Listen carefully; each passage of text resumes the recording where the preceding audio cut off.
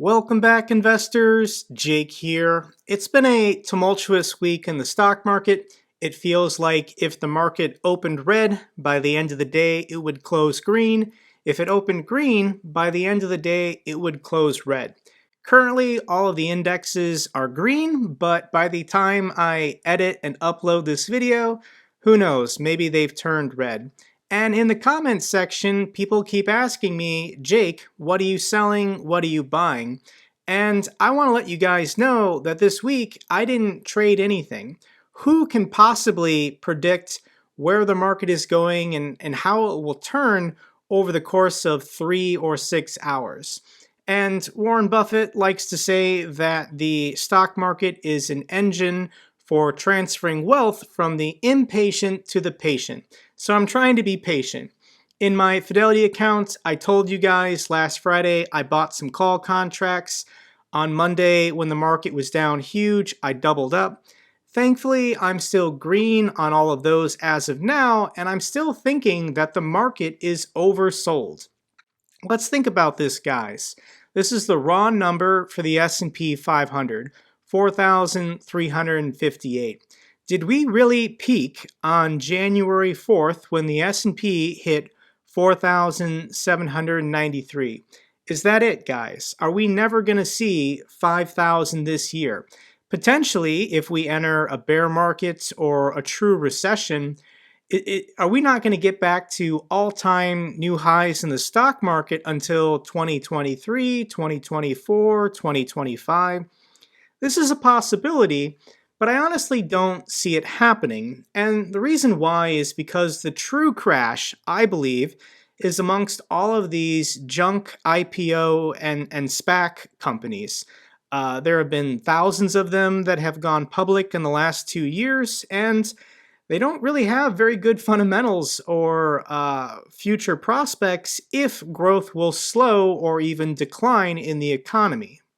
So my thinking is that when the dust settles, when everybody has exhausted themselves from selling stocks like Robinhood or Palantir or Cathie Wood's ARK funds, where are they going to return to? And I think, because everybody has money, if the S&P is down 9%, people have been selling, where is that money going? And I think the winners from this sell-off will be companies that are profitable, growing revenue, increasing their dividends, doing stock buybacks.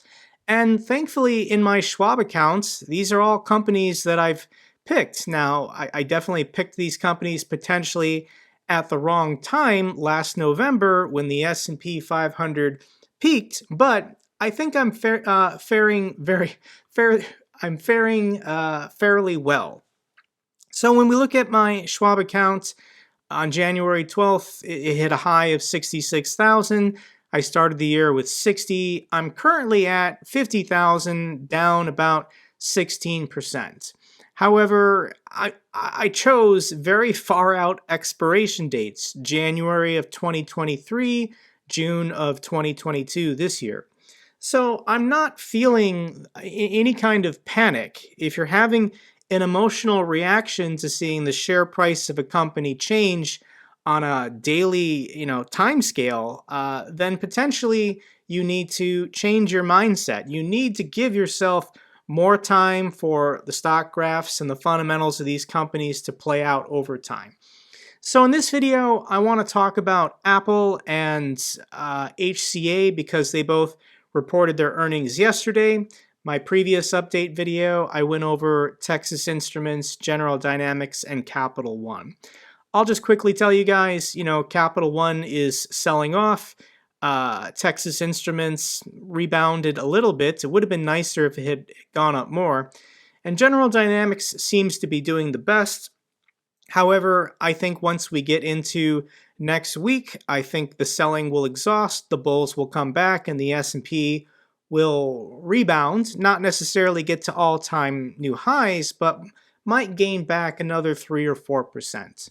So let's go through these reports, and Apple probably is what is saving the S&P today, and it beat on earnings estimates by 21 cents. It grew its revenue year over year by 11.2%. That is incredible, guys, that the world's largest company can still be growing double digits. They're not showing any signs of slowing down. Apple's basically the best company in the world. Tremendous moat, brand loyalty, customer satisfaction, all are through the roof. And we can just look at their income statement really quick, because I just want to show you guys a couple interesting things on this.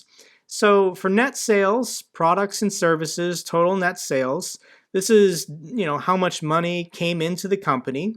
Last year, they did $111 billion in the fourth quarter, and this year they did 123. Pretty decent. Cost of sales, this is how much it made to produce all of these products. You can see $69 billion. Operating expenses, this is R&D and then selling and administrative advertising, 12 billion. So net income, this is their profit, guys. Fourth quarter of last year, their profit was 28 billion. This year, 34 billion.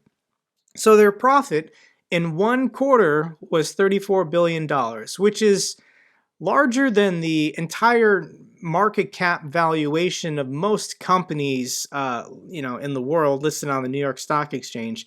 It's a very small list of companies with a market cap bigger than 34 billion. So just incredible numbers.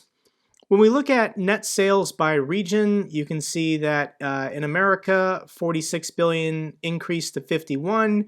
Europe, 27 to 29. Greater China, 21 to 25. China sales of Apple products in China is going to overtake Europe probably maybe by next year, but more than likely in 2 years. Sales in Japan actually declined. It was the only region where it went down from 8.2 to 7.1. Rest of Asia Pacific, it was up.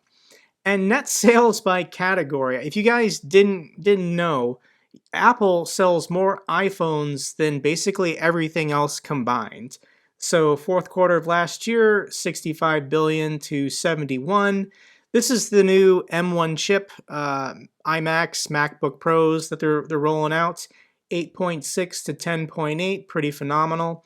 The only product that saw a decrease was the iPad, and the reason why is because Apple gave supply constraints. They couldn't make enough components and chips, so they basically prioritized having those chips go into computers and phones rather than their iPads. And sure enough, guys, I went on Apple's website because I was thinking about buying an iPad, and when you go through the ordering process, it tells you how long it would take to get an iPad, and it's telling me if I ordered one today, they could have it shipped to my house by March 21st, basically in 2 months. So if you want an iPad, you gotta wait 2 months. So that's pretty reasonable that their sales would be down considering they're having manufacturing constraints. So total net sales, pretty decent. This category that expanded the most is services. This is iCloud, I think the App Store as well. This has really high margins, so people love seeing this number expand. Apple's future looks solid. It looks bright. The famous saying is own Apple, don't trade it. When we go to the chart, we can see that it's getting a nice bounce today for the world's largest company to go up 5.7% in one day. Basically, everybody is buying a little bit of Apple today. Bounced off its 100-day moving average. It needs to get back to 180 and break through that line of resistance. If we want to go on tradingview.com, we can get some more details here with lines of support, lines of resistance. So let's start putting in lines here. We can say for sure there is a line of resistance. This is what we got to get through in the next couple days or couple weeks, and it's at 180. If it can get above 180, then it's going to the next nice round number of 190 or 200. It's a pretty big move, but I'm feeling optimistic. Where was Apple's line of support? And obviously, it looked like it was here at about 155. so we'll make this green. So given something catastrophic in the market happens and the entire market pulls back, more than likely Apple would pull back to 155 to get support. So it's currently trending back up. Let's hope it can get there. With Apple, you can see potentially that there is a longer term trend here. Let's see if we can try and pinpoint what's going on here on a longer scale. With these diagonal lines, these are the least reliable. However, it is interesting to look at that we're creating higher lows, higher lows, higher lows, higher highs, higher highs, higher highs.